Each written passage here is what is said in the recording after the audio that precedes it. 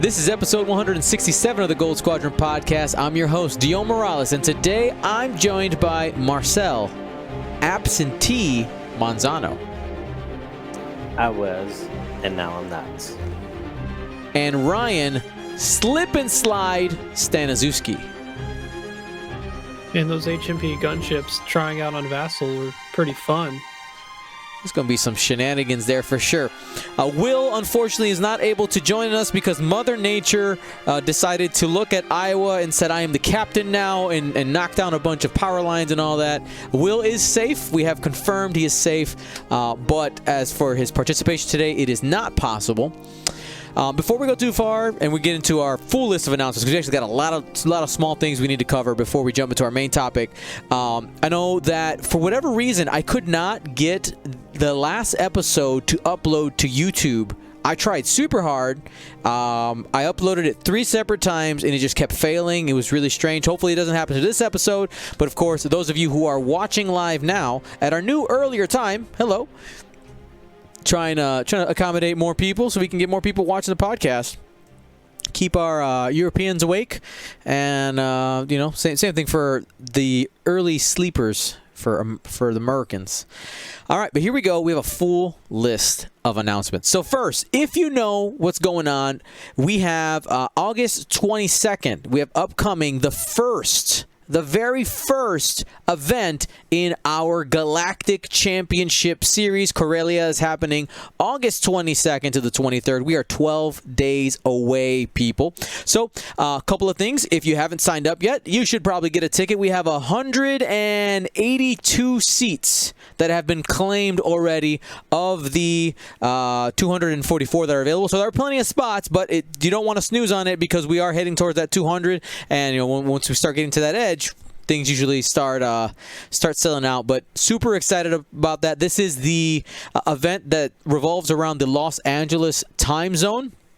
So that's Pacific Daylight Time -7. So if you're planning on playing on it, make sure that you're on time. Lists are due 72 hours before the start of the event. That's important so that we have enough time to go through it. Me and the staff should be excited about that.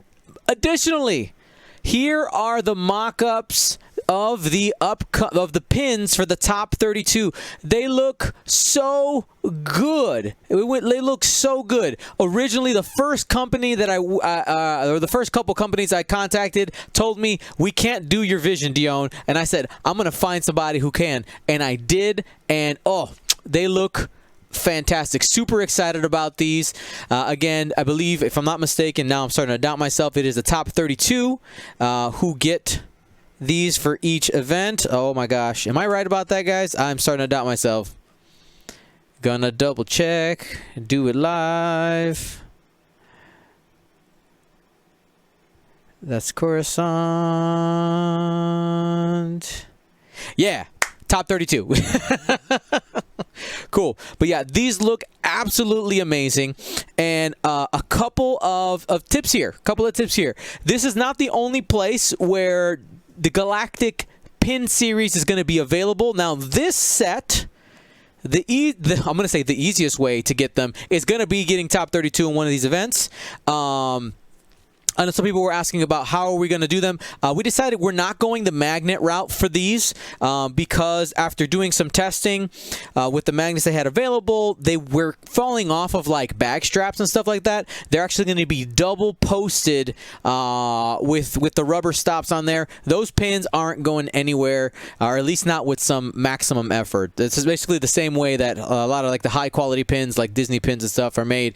They have double pins in there. So I just wanted to make sure everybody can hold on to their stuff. Stuff's not getting lost.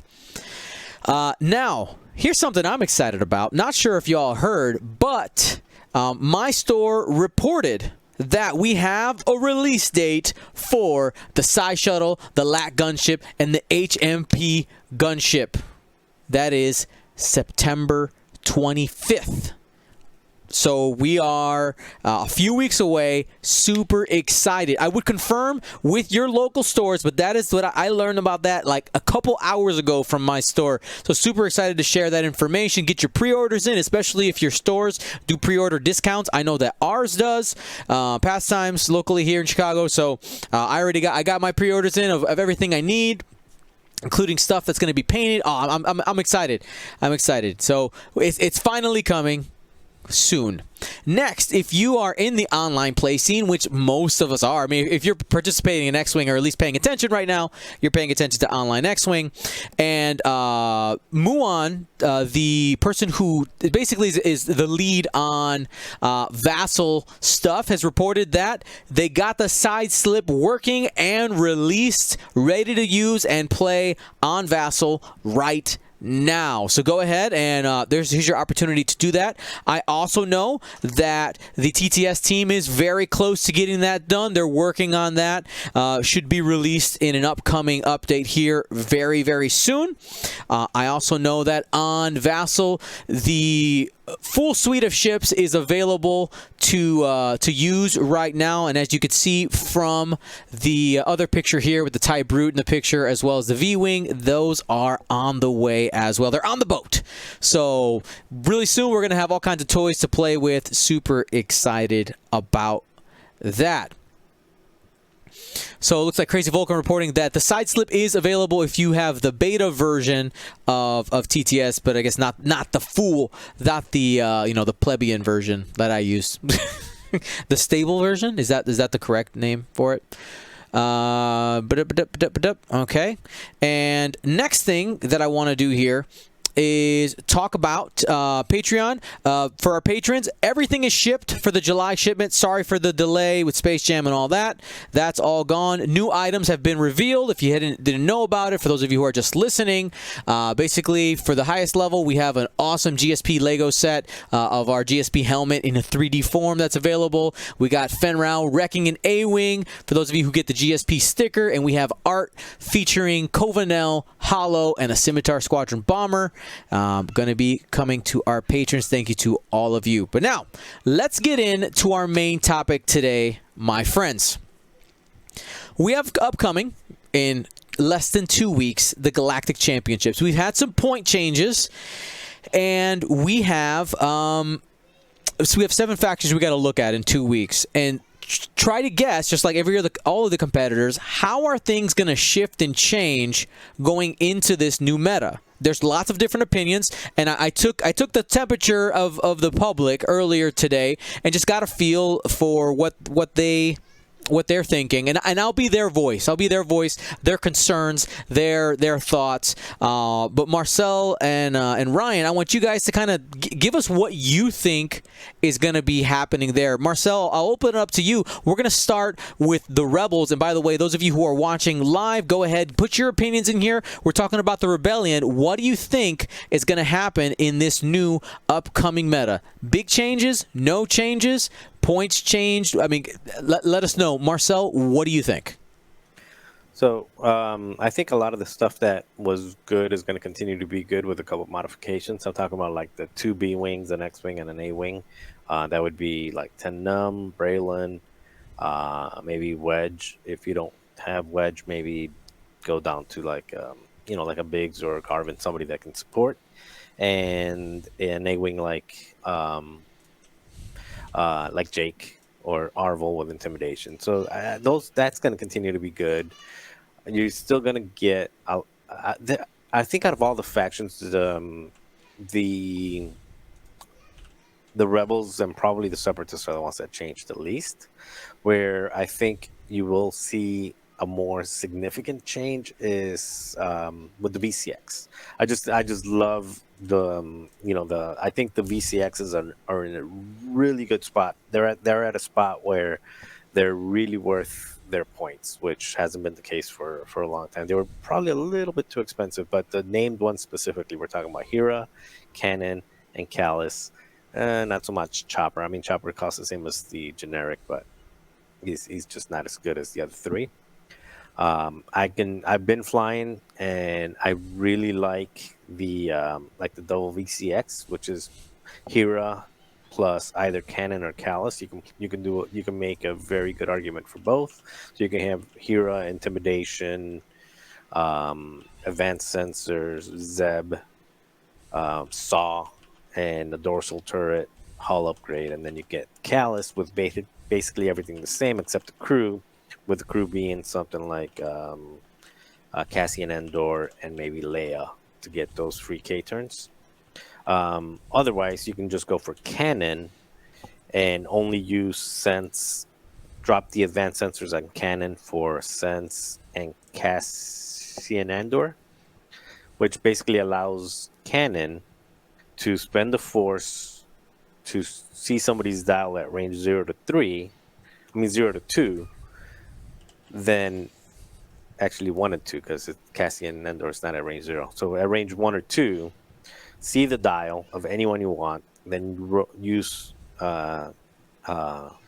Cassian Andor's ability to guess what you already know, and basically just choose your dial based on whatever you saw. So it's a way of, even if you lose a bit and you're playing against Darth Vader, that way both Canon and Hera can change their dial based on somebody who moves after them, because obviously that information is also available to Hera. So that's a pretty crazy. That's pretty crazy, especially if Hera can get in there and roll 5 dice at range 1. Another little variant that I know myself, William, and Ryan have talked about and played a little bit is VCX, YT1300, and then A-Wing. Typically Hera. Me and William prefer Lando.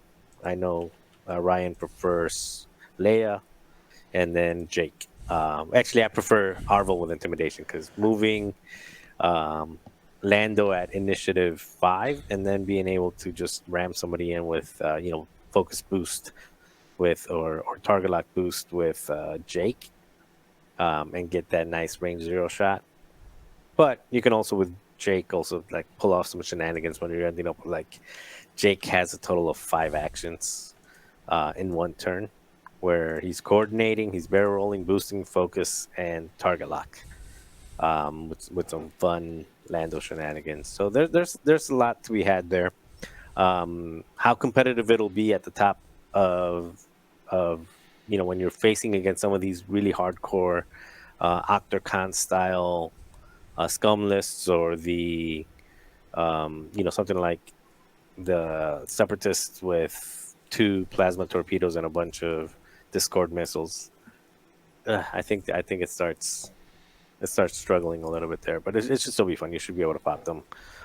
Hopefully pop them faster than you get melted down. So a lot of options. I'm sure there's a lot more that I'm not even thinking about. The E-Wings, I haven't talked about the E-Wings. I see Ryan's going to talk about them, but yeah, there's a I think the biggest change for me is the VCX. Cool. And Ryan, go ahead, take it. All right, so me and Marcel were kind of writing some ideas down at the same time. So he covered a lot of the VCX stuff. I do like where that's going. We'll have to see what combinations show up. Part of this discussion also mentioned the YT1300. I think it's especially for an extended format. We're talking leading into the Galaxy's events. Is I think a major return of Han Solo. There's pricing that's been decreased a little bit. I think R2D2 crew and Kanan crew combo is really good on him. I don't know how often you can leave R2D2 crew at home with Han. It's just a really good, efficient combination with his rerolls. And Kanan crew allows him to be almost Dash-esque, where if you just take a bunch of debris, you do a white maneuver.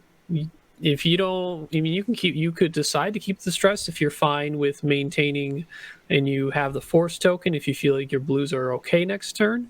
Han very rarely will ever be damaged by the crit from the debris cloud because he can just re-roll it. It can combo really well with the trick shot as well. So that Han can be in a lot of places on the board. And just finding the right combinations of what can go with him. I've seen some people online utilizing Han, Wedge, Jake. I've had a local mind try that in the past. Not sure if that'll be the best option, but I think it's still good for Han to be in 3-ship lists. But he's a legitimate endgame ship with R2D2 crew for sure. One thing that is a combination of new 5 ships that we didn't have before. I've been, just simple attack of the Wookiees, 4 Ozatucks and Zeb in the attack shuttle. Or you could do AP5 in the Sheathpede. You got 32 points there, but just 4 of those Kashyyyk defenders and another 3-die attack ship. Maybe, I don't know. Maybe there's something there. There's 180-degree arcs or 3-die attacks. You don't always have to reinforce with all of them. If you feel like one of them's not going to be targeted, you can take a focus on them instead for throwing some real offense. And then E-Wings is kind of we're at that question mark again. Will they make a splash more than they have? They've had a few things happen here and there. Some people take a couple generics in Luke and just all offense Alpha Strike, which that's what they're really, really good at. They just need a closer. Actually, real quick, Dion, what is see you're building something there. How many points does 2 E-Wings even leave on the board? So you just take 2 naked E-Wings. Two lowest initiative are 98 points total. And what was that, Han, that we just had? Let's take a look here. So we had 1,300. Han, yeah, I just been typing out what you guys are saying so people can visualize it. So we took R2-D2 Kanan, crew. R2-D2 at minimum. Kanan, 199. Yeah, maybe. I don't know if I believe, it's hard for me I don't know to if say I believe. That, Sorry, just the expression was fantastic. it fits, but, is it basically like getting Han to a favorable endgame is what you want. Now, granted, these E-Wings don't have munitions, but they can set up focus lock in the first turn. That's not nothing to sneeze at. But, there are other combinations that can get Han to the end game. And the E-Wings they are for Alpha Strike. They theoretically need to either all-out Alpha Strike, potentially all-out Alpha Strike with maybe Max E-Wings or just something else that also does the same thing. Or find something that they can Alpha Strike to get to a favorable end game, a ship that can finish it off. There's not really a lot of options in the Rebels to be that, quote, end game ship. I don't mean end game ace, just something that can finish out a game reliably, both staying alive and finishing off for kills. All right. Fantastic. As for the community thoughts, when I was going through the Discord thread and Facebook, by the way, if you want to become a part of our Discord, go ahead, type !Discord in our Twitch chat. And if you're watching on YouTube later on, click the link in the description down below. One of the things that I saw the most over and over and over again, people really want the return of Dash. A lot of people looking for that combo, trying to see like what is out there that we can build to find a Dash that is worth playing. Came down a significant number of points in the last points change. The question is it enough? One of the trends I'm starting to see, now tell me if you guys have seen anything different, is people trying to make a 3-ship Dash list work. We got quite a good amount of cushion there, and one of the problems that people are starting to cite is like maybe it's the problem is that people, before we had a 2-ship list and it just puts too much pressure on Dash. I would then counter by saying there was also people trying Dash and 2 U-Wings before. So that was a 3-ship list, but maybe there's a little bit more meat on the bone, is one of the things that are going. And we'll come back to Dash before I finish here. And now E-Wings. Brian, you already hit it on the head. A lot of people are saying that E-Wings have a chance now. Now, I'll be honest, a majority are not saying anything about Corran Horn. It's about the generics. Sometimes you'll see Gavin Darklighter's name pop up, but that's just because his ability is kind of cool. You got some shenanigans in there, but overall, I think for the combination of initiative, I don't think he's worth it for just that ability, unless you're trying to make... In a casual sense, yes, go for it. It is awesome. If you're not familiar with his ability, I'll go ahead just so I'll read it verbatim so I don't screw it up. So he's 60 points. Initiative 4, and says, while a friendly ship performs an attack into defenders, if the defenders in your front arc, the attacker may change 1 hit to a crit result. The idea of the ability is really great. You just got to be careful not to become predictable. If your list really should be broken apart, you don't want to be forced to fly in a block. But also remember, that ability does work at quote-unquote range 6, right? So if you're flanking somebody, that works there as well. You guys just have to share the same range 3 arc. Now, let's take a moment and let's work on Dash a little bit. Let's see what are some options that we can make that might be viable. One of the things that pops into my mind that I want to answer first is Outrider. Stapled on? Yes or no? I think the answer is probably, because of how flexible it gives you, but it's 14 points. Is it worth it? What do you guys think? Now, I love it, but I love it with a kind of like a little bit of an asterisk. So I like it, but I like it combined with Seasoned Navigator, because basically it allows you to change your dial and basically guarantees you never bump, and as long as you're pointing yourself towards a debris or a rock or asteroid, some type of obstacle, you're always going to get rid of that stress that you just picked up. So I like it a lot because it Outrider gives you a lot of flexibility. And if you really need to, basically, since you don't have that boost, you got to be more creative on not getting shot and getting good positioning. So that's a good way to basically see where everybody ends up first, and then change your dial. And you can do it at speed 3 too. Just do the speed 3, go from any direction you want, from the right all the way to the left. Give yourself a lot of range, and end up without stress with Outrider, and still be able to take your actions. I flew it. This would be 2-list ship, not 3-list ship. I flew that just Outrider Seasoned, Luke Skywalker, and what is it? Trick Shot. Yeah, it's a ton of fun, and it leaves you like enough for another true ace with like 60 something points for another true ace. But yeah, that's not going to give you that 3 ship list unless you're doing Dash. Well, I guess you can do, if you get rid of Trick Shot, you can do something like Dash, Jake, and Arvel, or something like that, which is 2 support ships, and basically they're there just to give Dash a little bit of cover or something like that. But anyway, I think there's a lot that you can do with it. But Luke Skywalker obviously is expensive. Trick Shot's a nice to have, but just for 106 points, Seasoned Navigator and Outrider, a big fan of it. What do you think, Ryan? So let's just kind of go down the road of, let's say, no Outrider. I think, man, it does save you a ton of points, and I think in the thought process, and now not a lot of people play them while being successful. Separatists are common enough to where the larger obstacles may hinder.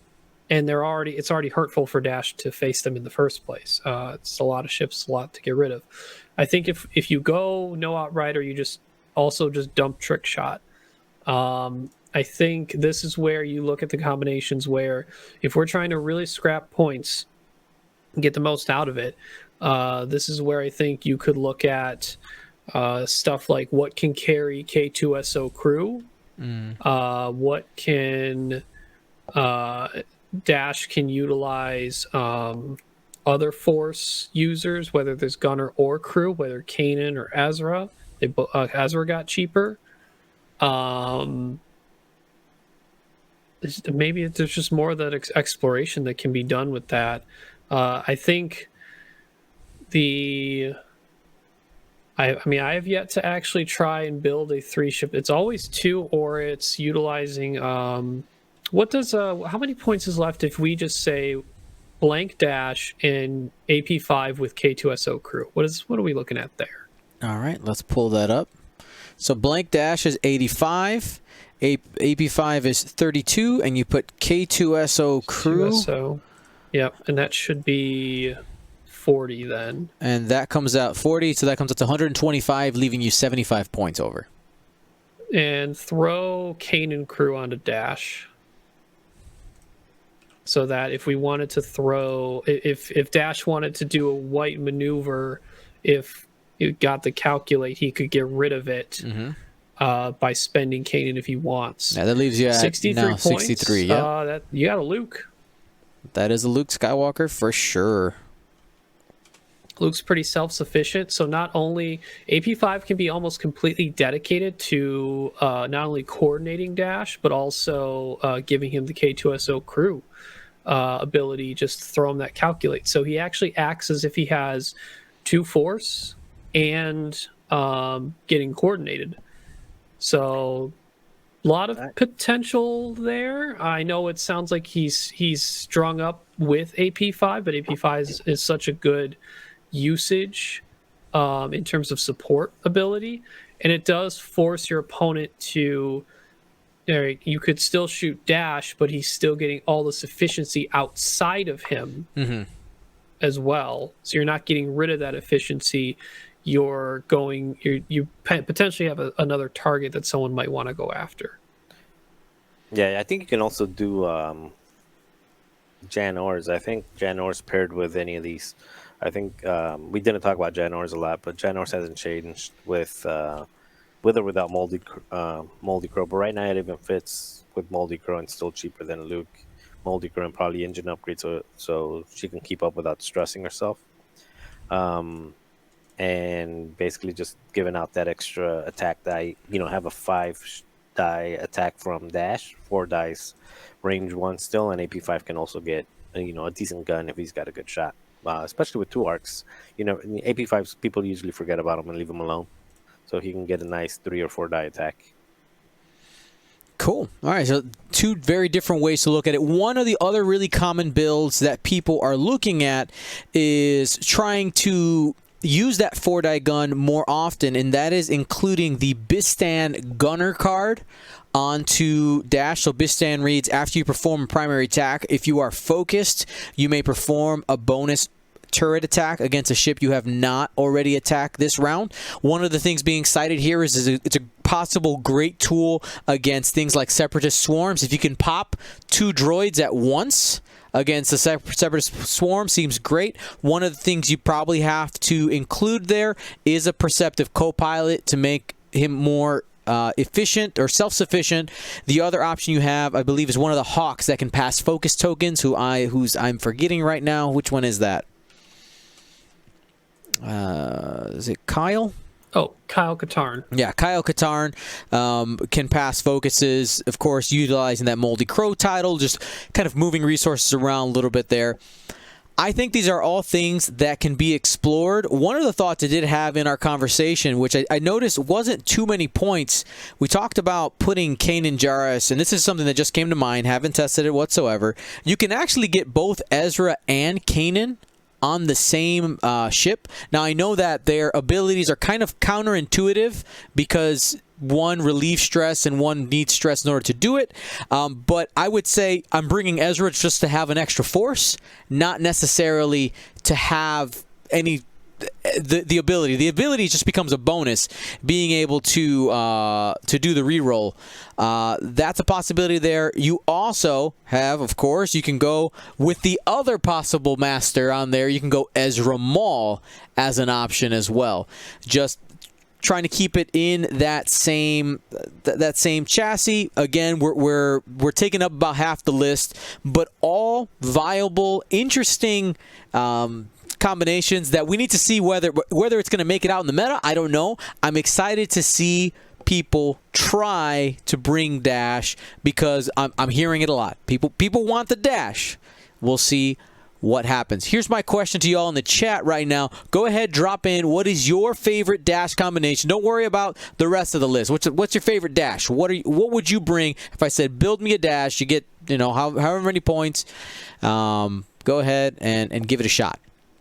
Now, let's go ahead and move to the Empire. And again, we're just trying to take a look at where do we think the Empire meta might be going. Ryan, we're going to pass it to you first. All right, so Empire-wise, me and Marcel have a little bit of crossover here, but I'm going to try and narrow it to certain stuff that I talk about, so he has his points that he can still make on his. But I don't mind repeating everything you say. Ditto.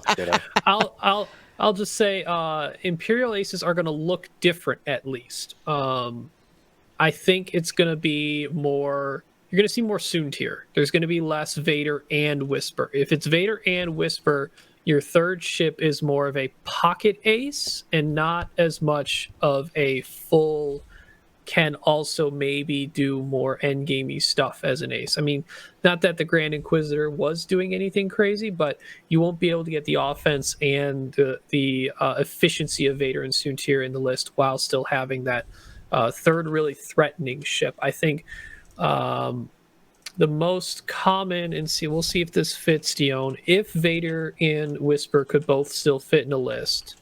So we start with just Afterburners, Vader, Fifth Brother, Passive Sensors, Whisper. Can we fit a homing missile Fifth Brother? Because that we started to see a little bit of play with in the Space Jam events when Fifth Brother came out. And that homing missile Fifth Brother is super dangerous if an opposing ace is not careful. It's just an easy 2 damage. Well, so my duh moment. Fifth Brother cannot exist while also being Fifth Brother Gunner on Whisper. So that is their trouble with that combination. So that's why it leans more towards Soon Tier. So you get Vader, Soon Tier, Grand Inquisitor, Whisper, Soon Tier, Grand Inquisitor, or that Grand Inquisitor could be Fifth Brother in the Vader list as well. Yeah, you got a couple of choices there, but the points are getting a lot tighter. You can't quite get it all. You can't fit Whisper, Darth Vader with Afterburners and Grand Inquisitor. It leaves you at 201. So yeah, that was the bottom line. Like, passive sensors on Whisper was pretty necessary, along with Fifth Brother, and Vader without Afterburners is pretty sad. So, and Fifth Brother cannot be existent as a pilot and a gunner. So I've made the mistake multiple times. I'm like, oh yeah, you can have Fifth Brother in the homing missile. Oh yeah, wait, Whisper wants with Fifth Brother though. That's right. Gen Inquisitors of all many variations is still dangerous. The taps did not go down. Gen only went up a little bit. I'm pretty sure we can figure something out. Certain things now exist because passive sensors is cheaper. Keep in mind that if you're taking Jendon, you don't have to take the 4-point Krennic anymore to get target locks or the 3-point targeting computer. You can have passive sensors for 2 points. Let's get the gunboats in the chat. If that's still, I assume you still have maintained that as an emo, unless that's passed on. I know it's been passed on. It's been man, because with passive sensors getting cheaper, you can fit, and I don't know if this is going to be good, but it fits 4 new squadron gunboats with passive sensors, proton torpedoes, and you throw the cannon title on for auto blasters. Oh, passive sensors, proton, and auto blaster. Proton, yep, and then auto blasters. Those are 50 points each. So they're 7. They're a T-70 defensively, and slamming behind someone still allows you to shoot with your auto blaster with the configuration. So maybe. Also, 4 Punishers with passive sensors and torpedoes is a thing that exists, but we also saw that the N1 could, the N1 Naboo Starfighter, you could have 4 of those with passive sensors and proton torpedoes, and those guys could get full throttle evades. Mm-hmm. So the whole 4 ships with passive sensors, protons, we haven't seen that really surface anyway. So whether this archetype at all in any circumstance is worthwhile, I think the gunboat is probably the best version of it, though, because you have the range 1 and the ability to turn around quickly and move around the board. and still utilize the auto blasters when you're out of torpedoes or you don't have the lock on them or they've engaged at range 1. Yeah, I mean, I like this version. I'm concerned about the lack of advanced slam being available because that's a great tool for the platform, but it can move better than the Naboo. I know that you can't get that evade, but the fact that you can move, you can flank better, I think that could be the possibility there. While I like the auto blaster, how many points is auto blaster? 3 points. How many points is advanced slam? Same. It's 3. I think honestly, I might just get rid of those. Just swap them out. Take the advanced slam instead, and you're still at 50 points. Or maybe you go a little bit of mixed arms, and you take 2 with the auto blaster and 2 with advanced slam. And maybe could do that fly them differently that way. But yeah, man, I'm gonna drop my 2 cents here.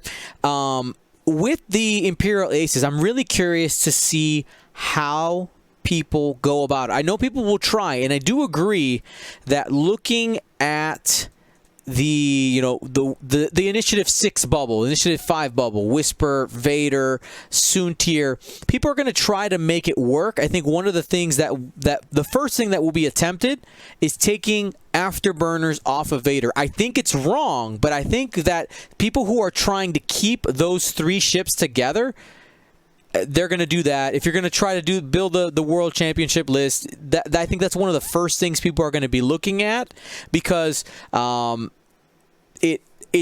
don't want to say that it seems like extra points, but it can feel like if there's any fat, that might be there. The other place where people might look is the passive sensors on Whisper, which I know that adds the consistency for the target lock.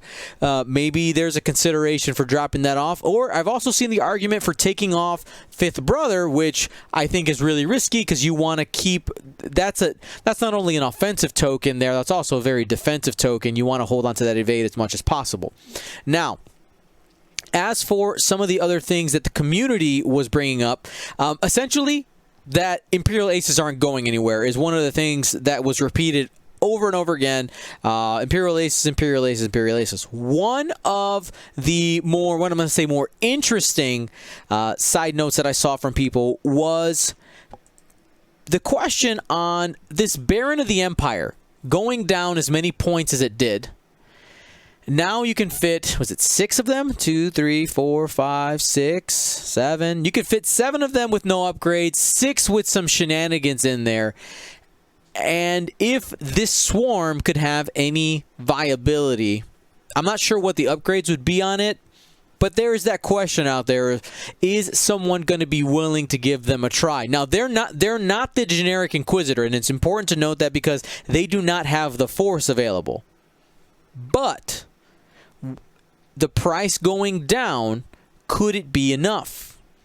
Additionally, one other thought out there is in the Imperial 8 squads, what about just taking out Whisper and dropping it down to Echo? You lose an initiative, moves differently, so we might have some Echo mistakes out there because that ship moves very different than Whisper visually. But another option, another avenue to take when looking at the Empire. So that's where I'm thinking right now. Additionally, one ship that I have been flying around a little bit is Redline in the list. I've been trying out Duncan's list from was it Philadelphia, where he had Soontir, Redline, and Jendon, and I've really enjoyed that list. I still think that it has a lot of punch to it. It's a little bit risky, but it is an option. One thing I didn't see, which I was kind of surprised, is I didn't see much. That was his Worlds list, by the way. Oh, it was Worlds. Excuse me. Had that mixed up. Philadelphia, he had Duchess. Ah, okay. So had that mixed up. So yeah, just trying out his Worlds list. The points have gone down a little bit there on Redline, but Soontir went up, so it's even-ish. I haven't seen too much talk about Defenders. Let's talk about, because they're the Imperial brother and sister to the E-Wing is cited a lot. Do we think we're going to see more Defender play with those points coming down a little bit? Maybe? How much did they actually go down? I haven't even checked. I don't think it was. Most of the named ones went down. I think, didn't the generics stay the same? Yeah, it's still Yeah. at 67, 74. Yeah, I don't know. Maybe in hype. I don't know. I don't. Are they in hyperspace? Nope. No. Nope. Yeah, I don't know then. Probably not too much. I don't think. Like, we saw Vessery do some work on Flight Club this week. If you're watching on Saturday, Tesla on X did some great work in there. The combo that we saw was Vessery with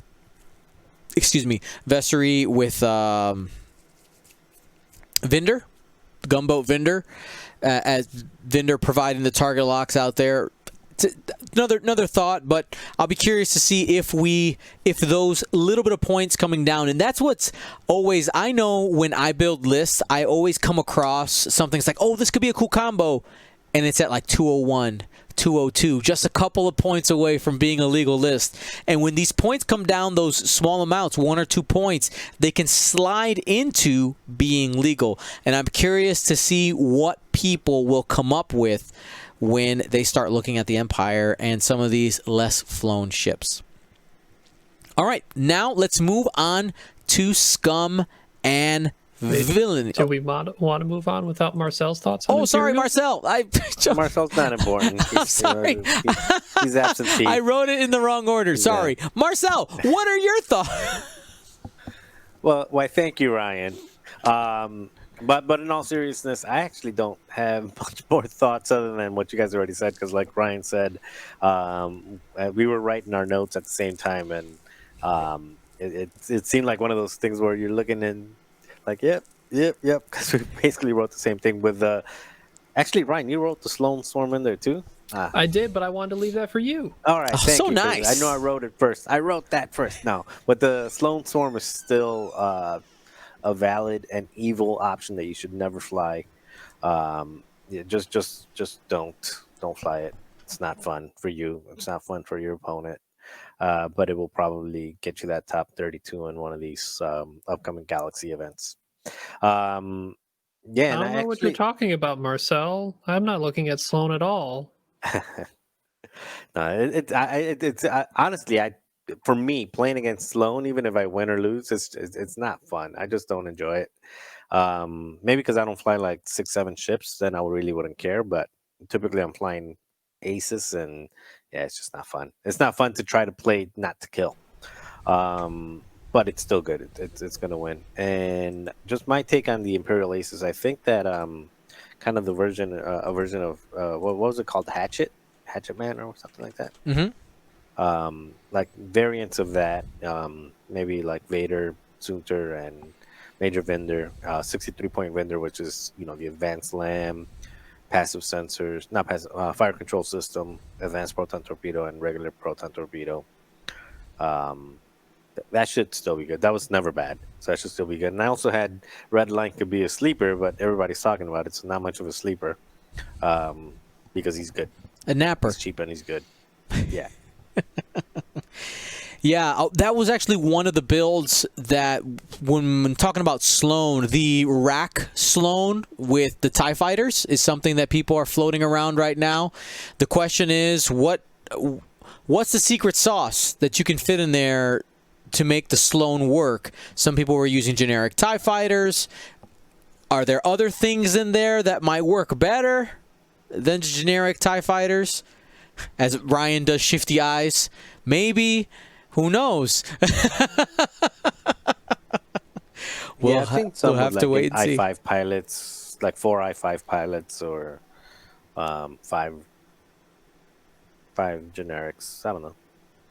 Look, I'm not saying I didn't go to the squad builder and see if those barons could replace the academies or anything. Alluding to, yes, exactly. Interesting. They're better. They're better, guys.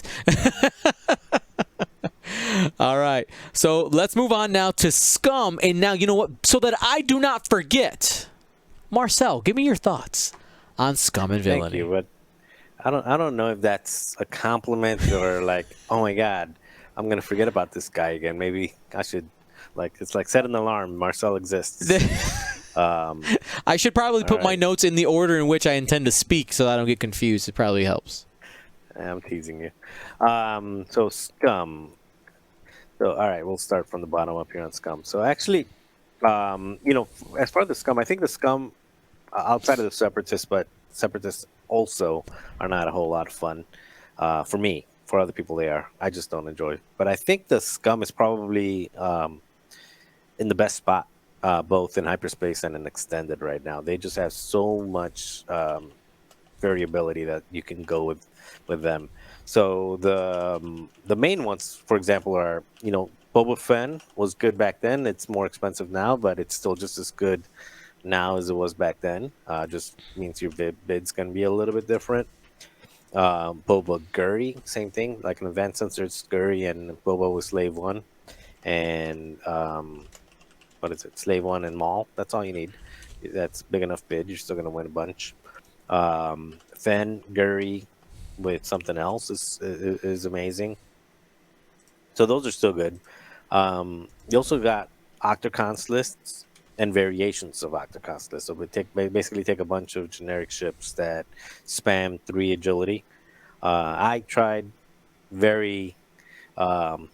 failed with 5 Seeks and my 4 Lam against Ryan, but I think if you fly that list, like even that list, I think it didn't work out that time, but I don't think it would go that bad all the time. It was kind of a weird variance and just a couple things here and there that made that game get out of hand. So I think those are still going to be good. The let's see what else we've got. I think the Hawk, especially Palob, and Torgal, the Hawk, and just a couple of the control ships are still going to be good. I got a feeling that the Europeans, looking at Poland specifically, are going to come up with something ridiculously crazy and nuanced. This is where I that cover we're just my gonna eyes hate. and just roll through it and just be like, it's going to be a Chemo. There you go. Chemo Gila meta coming in from Europe. Yeah, they're going to do Something weird. ridiculous. Yeah, they're going to be something ridiculous, and it's going to be nuts. Okay, can I for put my me- 2 cents in here just real quick on the wild European crazy scum thing that appears. I feel like they're on 2 separate ends of the spectrum, though. I feel like they will. We're gonna see either Boba Fett still with some other fire spray, like Boba Kashka still, like the Boba Fett full extreme, or the super weird thing. Nothing in the middle. It's like you get two ends of the spectrum, and that's it sometimes. But anyway, that's don't forget I Dengar digress. too. Yeah. Because Dengar, the Han Solo Dengar, that's basically untouched, so that's still available. So that's gonna be a thing. But for me personally, like what I've been flying almost entirely Scum since the points change, mainly because Han Solo became so cheap, Asajj became so cheap, and Count Zubio became so cheap. So I've been flying that combination of 3. I mean, think about it: Han Solo with the title and autopilot, 63 points. I mean, that is super cheap for an Initiative 6 ship. That you say it's a 2-die ship, but I'd say consistently I've played 6 games. I have not lost a game with Han Solo this last couple, since the points change, and I've rolled between 4 to 6 dice, maybe about 75% of the time. So Han Solo, don't sleep on him. He can get his dice out there, and again, I've been flying them. Did you open up the list? Sorry. Put a hyperlink there. Sorry. Yeah, just click on that one. Like that's what I've been flying exactly. Which one? I'm sorry. I got lost. It's the one that's right. It says Count Zubio is a steal at 30 points, which he is. Got it. Yeah, like I've been flying that list, and it is so much fun. Now, is it going to win a major tournament? No. Is it going to get you in a cut? Maybe, maybe not. Is it going to give you the most fun that you'll ever play? Yeah. I mean, it is so much fun with Han Solo being able to do all the shenanigans. If you guys don't know how the interaction between Forlam and Static Discharge is, it's hilarious. Basically, you shoot at something, whether it's close to you or not. That's why you don't need a bid. You just shoot at something, and then you say, even if they don't have a token, you say, well, I choose no reinforce. That's a green token. You can't use your reinforce that doesn't exist. One second. And anyway, where was I? And then you take the 2 ions and then just pass one of them off and get a stress, pass one of them off to somebody at initiative, at range 1. And you can just basically, then you come in with Zubio, drop a bomb on them if you want, tractor them, do fun stuff with Asajj. And Asajj with having 000 and her ability basically means that Han Solo is always going to shoot extra dice. Like I said, you can get up to 6 dice at range 1 if you play it right. Really fun. And not only that, 6 dice against a tractored ship. With that, it's so much fun. Anyway, I'm off my thing because you're good. So much fun. You're good. Yeah, and one of the things, just to kind of add on to there, having a quad jumper in there as a possible tractor beam giver is better than I think a lot of platforms could, because you have the possibility to get multiple tractors, especially on those small and mediums at once. So we're not seeing too many large base ships. We see more small and medium. So you're just giving yourself higher chances of actually getting the tractor off. So pretty interesting there. All right, Ryan.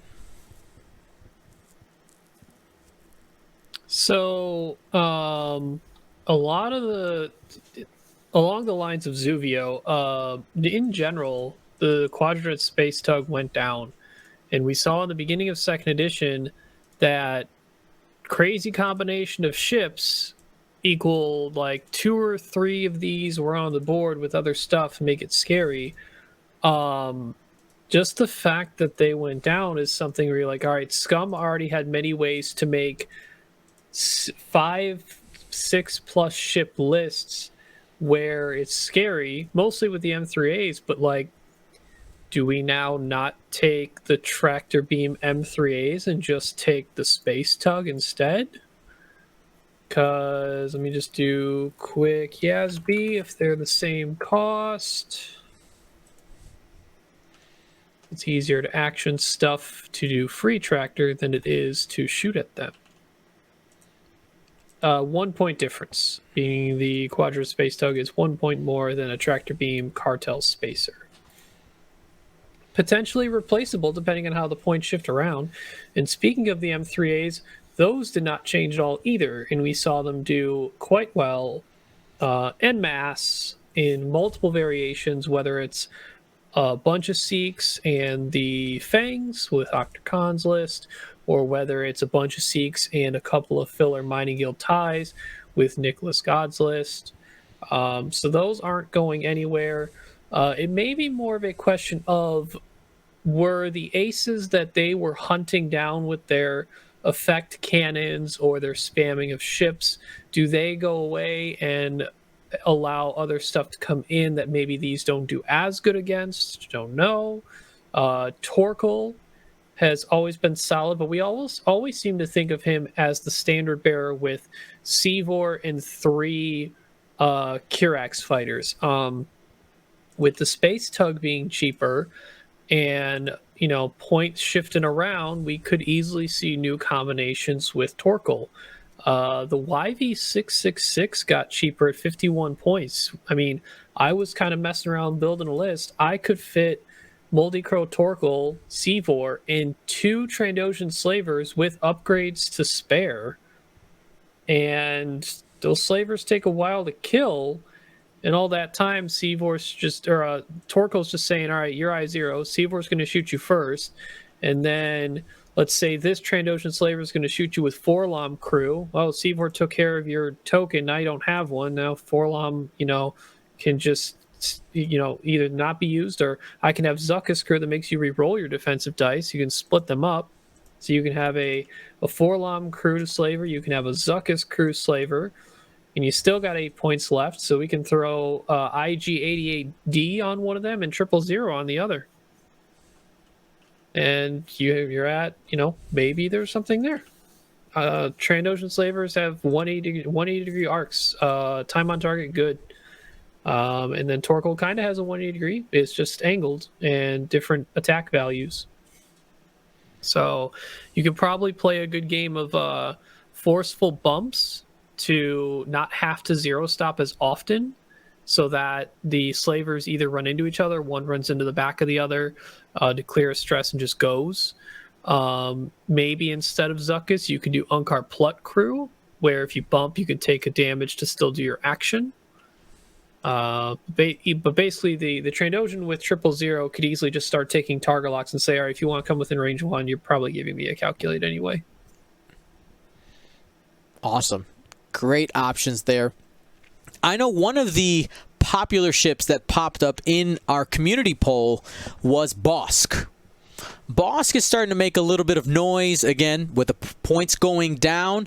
Being able to have that ability to split a crit into multiple hits, it's just doubling down on more offense, right? That's something that's popping up a lot.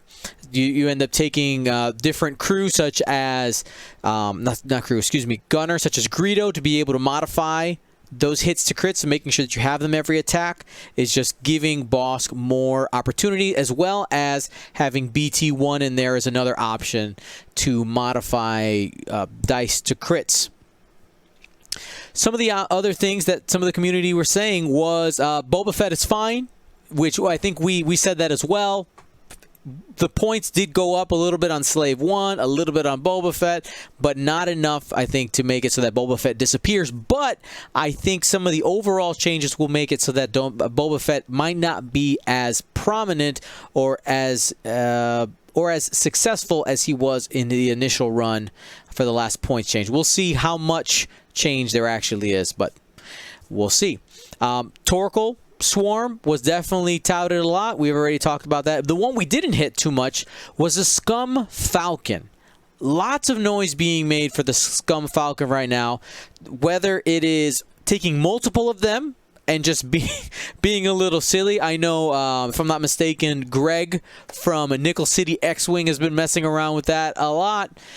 Is it good? Who knows? But it could be some fun. But one of the pilots that keeps popping up is Han Solo in that Lando's Millennium Falcon. You got a lot of options there. There could be something there with being able to stress enemy ships, getting more dice, and just the price going down in general just makes it significantly more attractive. Marcel already gave us a list where he was able to fit one of those Millennium Falcons into a list because it got cheaper with a bunch of other tools. That seems really, really strong as an option. Now, these are just some of the initial thoughts with this event. We have, looking at my calendar down here, August 22nd is the first reveal that we're going to get to see with these factions. Now, we did have people, when I put out my call, asking for Rebel, Imperial, and Scum ideas. People go, what about FO, Resistance, Galactic Republic, and Separatist? Next week. So be on the lookout for that post, because we have 4 factions to cover next week, and then boom, we're going to be we're going to be there. We're going to be talking about what actually happened. So should be interesting. I'm excited. Now, let's jump into a couple of lists of the week and a very interesting question of the week. We're going to hit the question of the week first. All right. So this is a kind of a would you rather situation, my friends. So here it is.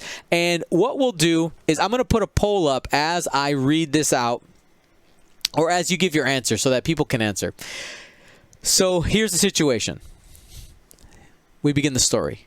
As the fates would have it, you were in the right place at the right time when a huge fire began to destroy the entire stock of all of the new releases for the upcoming wave of X-Wing. You can choose to save only one of the ships of the new releases. The other 2 will not be released and or legal for a year. They just disappear. What do you save? I'll work on the poll. Let you guys think about it. Here, I'll flip a coin to see who wants to answer first. Do I have a coin by me? I don't. We'll flip a bottle cap. Is that fair? I don't know. Here we go. The answer is Marcel. you're first. All right. It's from those three that you're showing in the screen right That's now, right. Those are your choices. This is a tough one because, I mean, obviously, I would probably go with with the Separatists would make the most sense just from, giving that faction something else to do outside of just spamming with a bunch of droids. So I think more for my sanity, I would probably maybe go with that, even though I myself may never fly it. Also, I think it just adding a different, just adding a different, um, the maneuvers, like the wacky maneuvers, adding that slider, whatever they call it, the White Castle slider. I don't know, whatever you call it, the hibbity dibbity, the electric slide. I don't know. The side slip. Sure. Side slip, I There think is you what you're go. looking for. I like the electric slide. I'm gonna see if I can get one commission to be like the electric slide and then it's got a little music going to the left, to the left. But yeah, so probably that one just because of the new mechanic, and also hopefully we stop seeing 8 drones everywhere. All right. And again, those of you who are watching right now, you can go ahead and vote. Let us know, what would you save if you're in this hypothetical situation. You're in the warehouse. You can only save one set of ships. I don't know how this happens. Type 1, 2, or 3 with the corresponding. 1 is for the Psi Shuttle, 2 for the LAT, and 3 for the HMP. That's the droid gunship. Ryan, what are you saving? I mean, I gotta go with my Roger buddies, the HMP gunship. Slip and slide away, get out of that fire, and everyone can have fun with the discs of death.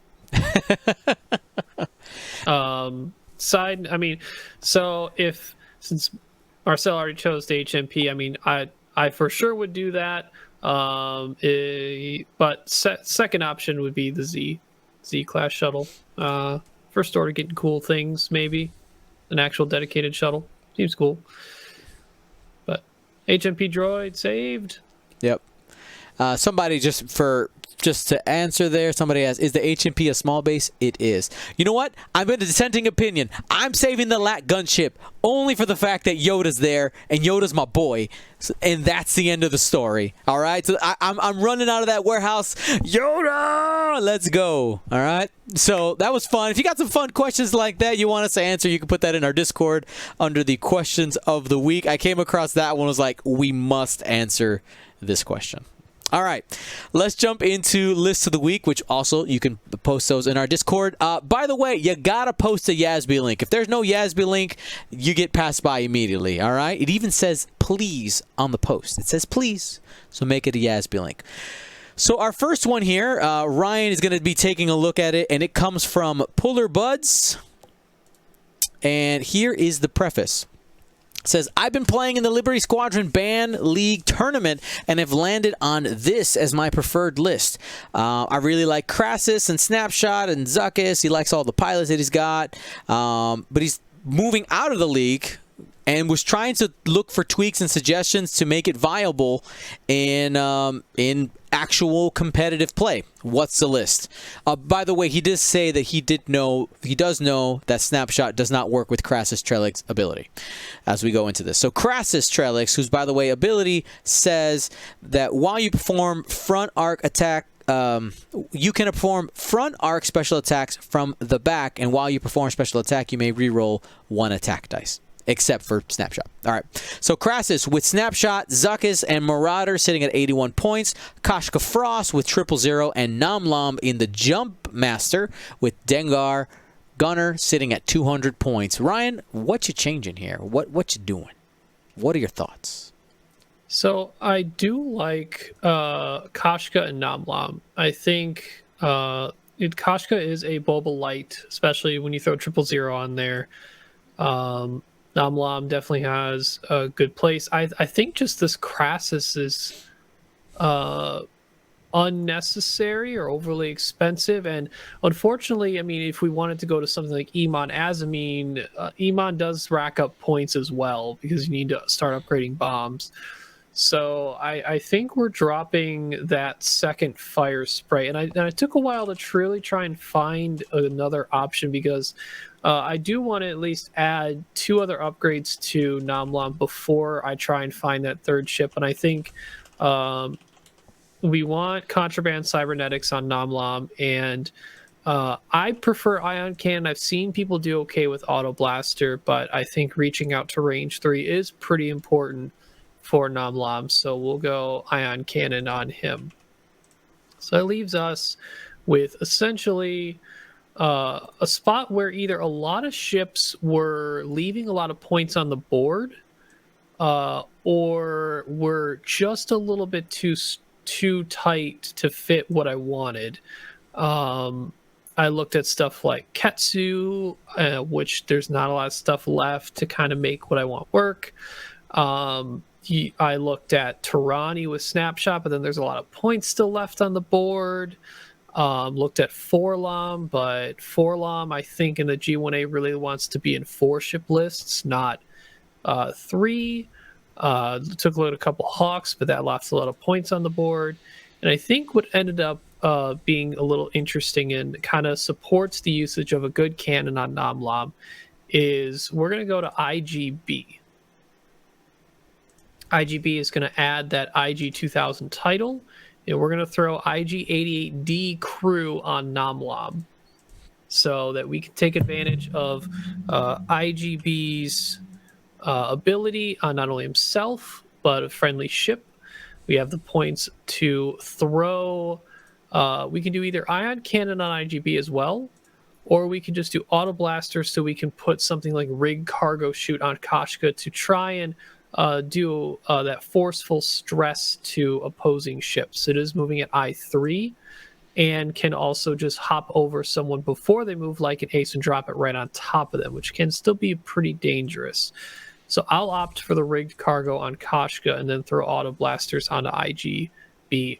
So there's a potential that you're running through your opponent's tokens not only through stressing them with rigged cargo shoot, potentially if they decide to take the stress from 000, but you got 2 cannon shots, or at least a primary from IGB, and then maybe a cannon afterwards if missing, to really make sure you're doing damage. And then Dengar Gunner can also have more likely times to trigger when you've already shot through some of their offense. Awesome. So your ending squad with those, we have IG 88B with Auto Blaster IG 2000 title, Kashka Frost and the Fire Spray with 000 rig cargo shoot, and Namlam with Ion Cannon, IG 88D crew, Dengar Gunner, and Contraband Cybernetics, sitting at a hot 200 points. So Pooler Buds, let us know how that goes, and we will report on it when you let us know. Next, we have Facts 2 with a Rebel list that Marcel's going to take a look at.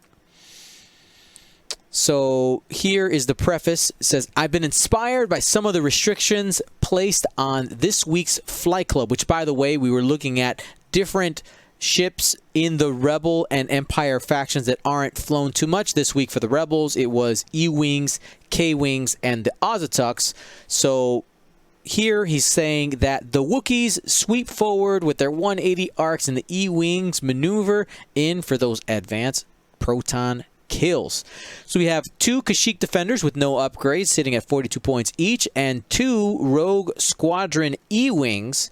Those are the Initiative 4 with advanced proton torpedoes, and R4 Astromech for the little bit more open dial. What are we thinking here?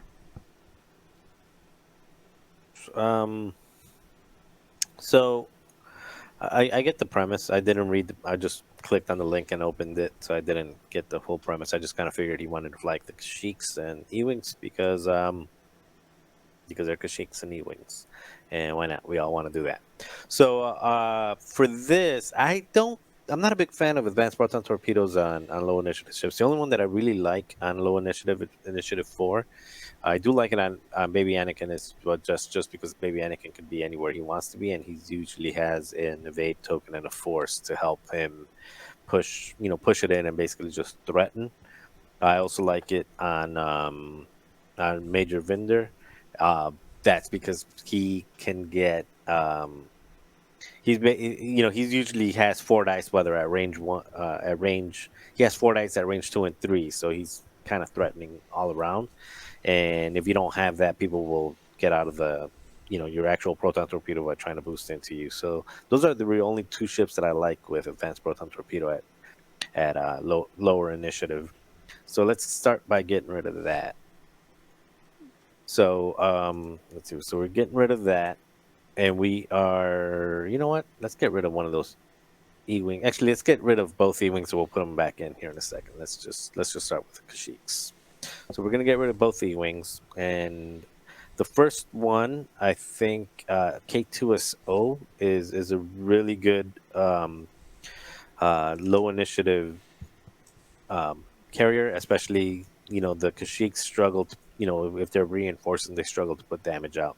So that'll give at least one calculate, basically essentially a force either to itself or to a friendly. Then on the second one, the other good thing that I like to put on the Kashyyyks is Saw Gerrera, because Saw Gerrera is a lot of fun. And I'll go back and finish this one up in a second. Actually, let's finish it up now. Let's make him a lot of fun. Then I'll put Zeb in there, so he's going to be getting in there up close and creating some havoc and hull upgrade as well. On both of them? You want to get it? No, just on the one with Saw Gerrera, because that's the heavy hitter there. That's the one that's going to get in there and challenge, and he's going to be coming in with the reinforce, and then you Saw to push the damage in, the crits in, and just doing nastiness. Now let's do a copy on the top one, so you don't carry over the hull upgrade. Mm-hmm. Let's go with a third Kashyyyk, and let's just leave him naked. He's just going to be out there, either taking advantage of the K2SO or just focusing because he's the cheapest, so he can focus. He doesn't have to worry so much about the reinforce. If they kill him, who cares? He's your cheapest. And then to close it out, you've got 53 points. I think that's where you put in your E-wing. So let's put the E-wing back in. You only need one of them. You don't need 2 of them. Let's keep the cheap one, and just put the R4 because again the open dial is fun, and fire control system. Because why not? It's 2 points, and you have target locks going in. Good. Yeah, you've got target locks. You want to hold on to it.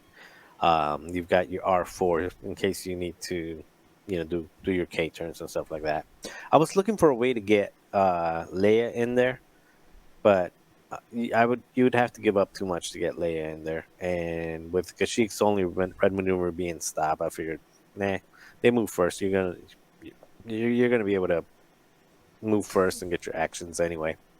So that's the way I would do it. So basically, the top Kashyyyk gets a calculate and reinforce. The second Kashyyyk gets a reinforce and then to really punch with a Saw when needed and a hull upgrade, so you can take advantage of that Saw a little bit more. The third Kashyyyk is basically probably the one that's going to be ignored, which means that's the one you want to focus and just take advantage of the focus.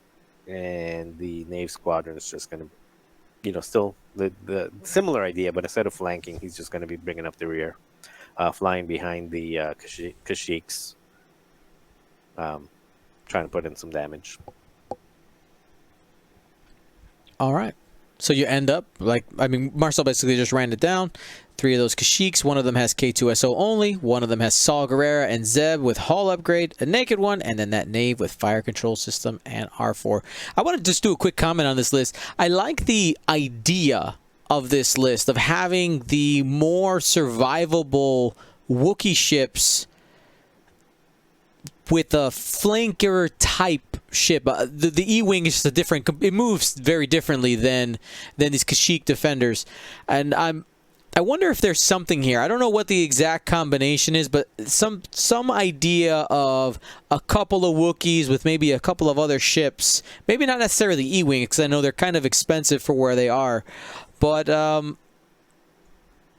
yeah, I think it could be interesting. Yeah. Now, the question is, can you find the same amount of value with 4 ships, because it most likely will end up having to be 4 ships, versus the 5 ship, which has 4 Wookiees and Zeb or AP5, which I think right now is starting to become the one that people are going to try first, because it probably has the most effective use of all the Wookiees. Yeah, probably, but also, you know, and actually one of our local guys, Jeremy, was bringing it up. Like, what are we going to see differently once the tables start becoming real instead of digital? Mm-hmm. And yeah, the like 4 Wookiees and things like that. I think it's going to be, if you're going to fly it now, because it's unlikely that you have 4 Wookiees laying around. So when you're playing in real on a real table, a lot of these lists.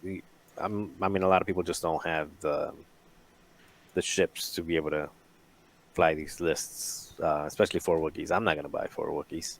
Mm-hmm. I do like when you built these that at least, like, I could see a start to a solid use of Wookiee list if you're not trying to do the spam. One of them with SAW and one of them with K2SO. It's where you can get mods offensively and still take the reinforce. Agreed. I mean, just if you're like just taking SAW Kashyyyk Defender, K2SO Kashyyyk Defender, you have 99 points left. Right there. That's enough for a VCX. That's enough for a lot of things. That's you can fit quite a bit in there. I mean, we were talking about Dash earlier. That's very true. Yeah, but a 99-point dash is sad. 101 point dash, sir. Oh no, sorry, you're right. It's 99. You could try still. 99. You could try. But remember, we talked about the cheap dash earlier. That fits a dash with Kane and crew. Bam. I don't know. We try it. I think for League Night this Wednesday, what I'm going to do is I'm going to try to bring 3 different flavors of Dash Rendar, and maybe this could be one of them, just to try them out.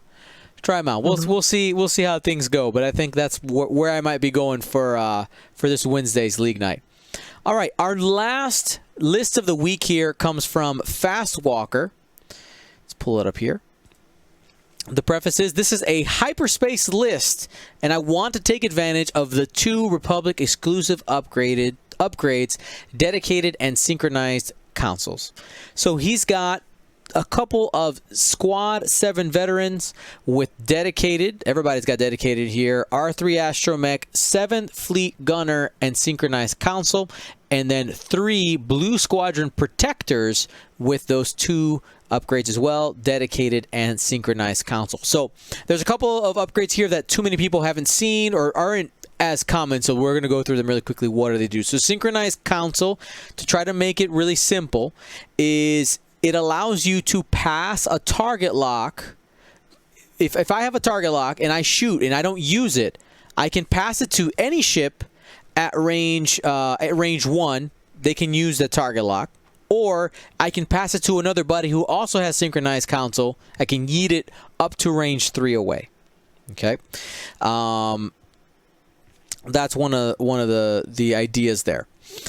Now all of them have synchronized console, so you're really opening up your options. Now my first question to Fast Walker is, if he intends on flying this in a formation, you might be able to get some points for some other things by taking out some of the synchronized consoles, but I understand wanting to have the flexibility. They're all at Initiative 3, so they all move together.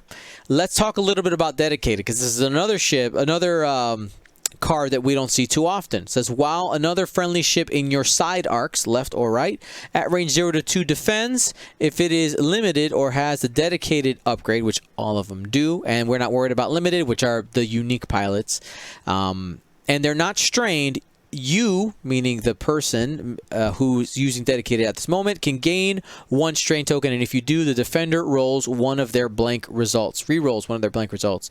So some defensive modifications here. So right here, If you're using dedicated, most likely you are flying in some type of block formation. I question a couple of things here. But let me talk about what I do like. I like 7th Fleet Gunner. If you're not familiar with 7th Fleet Gunner, it's one of those upgrades. It just gives you more dice. More dice is good. While if another friendly ship performs a primary attack, if the defender is in your firing arc, you could spend that charge, and if you do, the attacker rolls 1 additional die to a maximum of 4 dice. And during the system phase, you may gain 1 disarm token to recover your charge. So with these 2 dice attack ships, the Torrents, you can end up giving them a 3 dice attack, or maybe a 4 dice attack if they're at range 1. Or you can end up, maybe splitting off these ships. You do the 3 Torrents together and the 2 Squad 7 veterans together to be able to play off of each other. Or even you can do a 3 and a 2 where you take 1 of the arcs and 2 of the Torrents, and then do 1 and 1 another side. I like the idea of having 5 ships. Seeing the cost go down on the Blue Squadron protectors makes them a little bit more viable. My question is, I'm trying to find a place in order to put an upgrade that gives a little bit more flexibility. I don't know where it is, but I just feel like this is a little bit of a one-trick pony. This is a jousting squad. And my question is, does it joust enough? Does it joust enough? Does it joust hard enough? And I don't know. I don't know. In order to keep the idea of what Fast Walker wants, I don't know where I pull out points. Like I talked about a little bit of maybe being able to be flexible with the synchronized council, but they're only 1 point.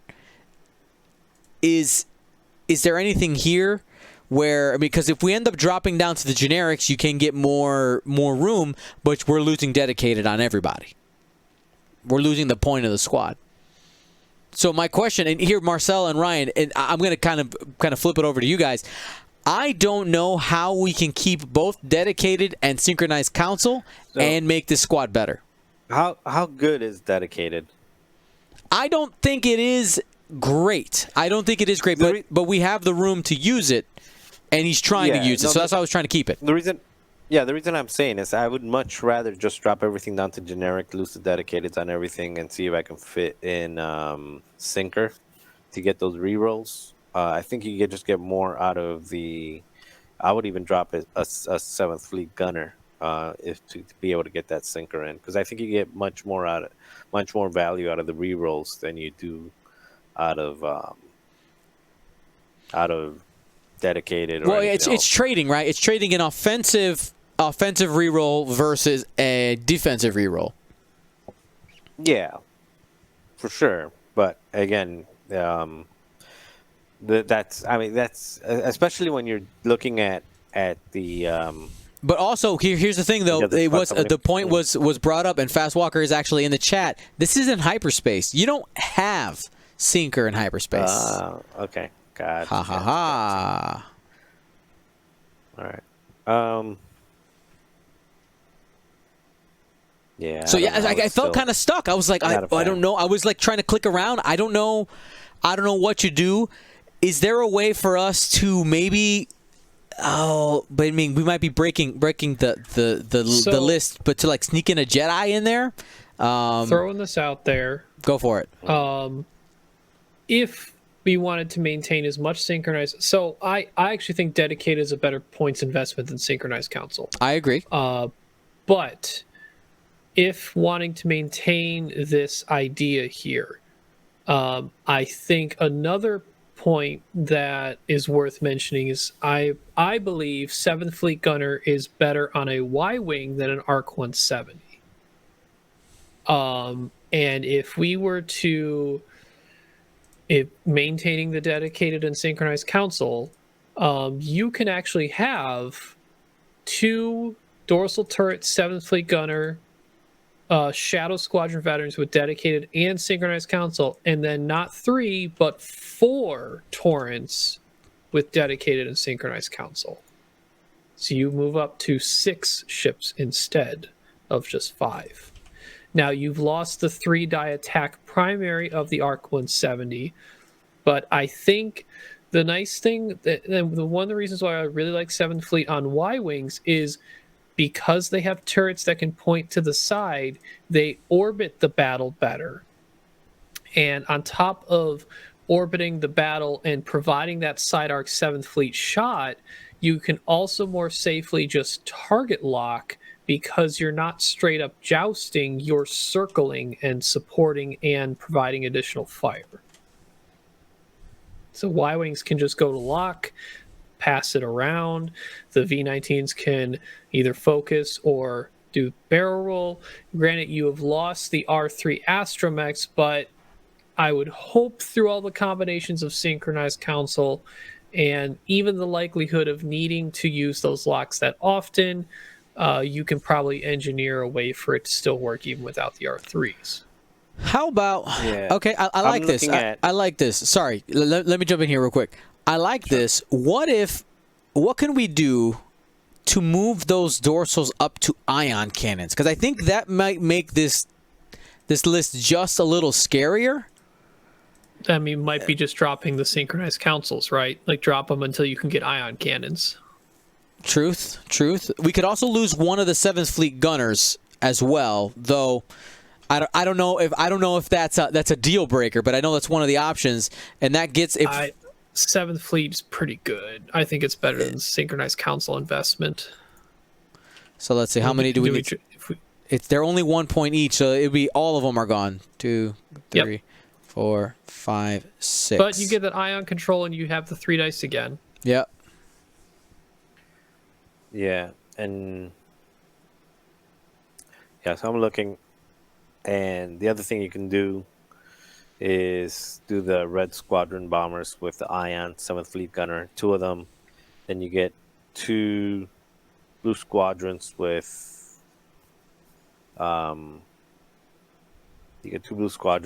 just the dedicateds. Then you can fit Obi-Wan with calibrated, and that still gives you 5 points to either do Synchronized Council or just put some bombs or something. Yep. Yeah. You can even get rid of the dedicateds and just go with seismic on both Y-Wings. That's true. True. So the one thing I think it's worth as well is we have seen dedicated do well, but never en masse.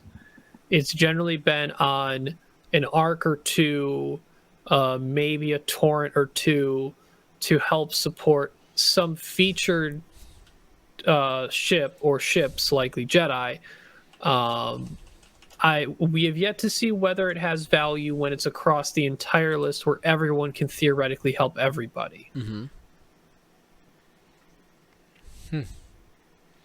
Yeah, I think this is an interesting one. I'm going to say that, Ryan, I hadn't even thought about swapping out the ship, so great suggestion there. And in order to keep all the Initiative 3s and the dedicated at least, I think this might be the best version and trying to stick as close as possible. So 2 Shadow Squadrons at Initiative 3 with dedicated ion cannon with 7 Fleet Gunner and 4 of the Shadow Squadron V-19s. Super fun there. Always love doing lists of the week, being able to tweak something. It's always also fun just to do it with you guys because we can get a lot of different opinions. Thank you to everybody in the chat who participated in that as well. Want to remind you as we close out today that this weekend we of course have Gold Squadron Flight Club every Saturday. Make sure to tune in. Wednesday is going to be League Night, which is Dion versus some of the community members, and I think we might be looking at Dash this weekend. This Wednesday to see what we can do there. For the weekend, we're going to be taking a look at Scum and Villainy and another faction I haven't decided yet, and picking a couple of chassis in there where people are going to be forced, I say that with the most love possible, to build out with those different ships. Still coming to those decisions, should have that by the end of today. Before I go to bed, the decision made there. But yeah, super excited. Thank you for everybody who tuned in today. Numbers are looking amazing, and we really appreciate that. Shout out to everyone who's part of the fam out there, and we'll talk to you later. Gold Squadron out.